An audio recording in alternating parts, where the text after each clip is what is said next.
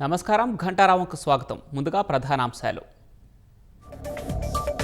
ఏపీలో చేపట్టే హౌసింగ్ ప్రాజెక్టులో సింగపూర్ భాగం కావాలి. ఆ దేశ అర్బన్ రీడెవలప్మెంట్ అథారిటీ అధికారులకు చంద్రబాబు విజ్ఞప్తి. రాష్ట్రానికి పెట్టుబడులు తీసుకురావడానికి ప్రవాసాంధ్రులు కృషి చేయాలి. అభివృద్ధిలో భాగస్వాములు కావాలని లోకేష్ పిలుపు.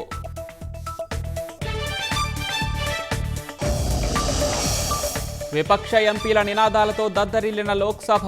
ఆపరేషన్ సింధూర్పై చర్చకు ప్రభుత్వం సిద్ధంగా ఉందన్న స్పీకర్.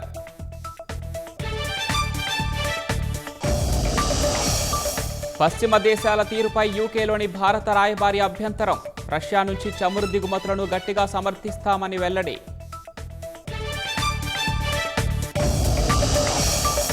బీజింగ్లో వర్ష బీభత్సం. లోతట్టు ప్రాంతాలు జలమయం, 4 మృతి.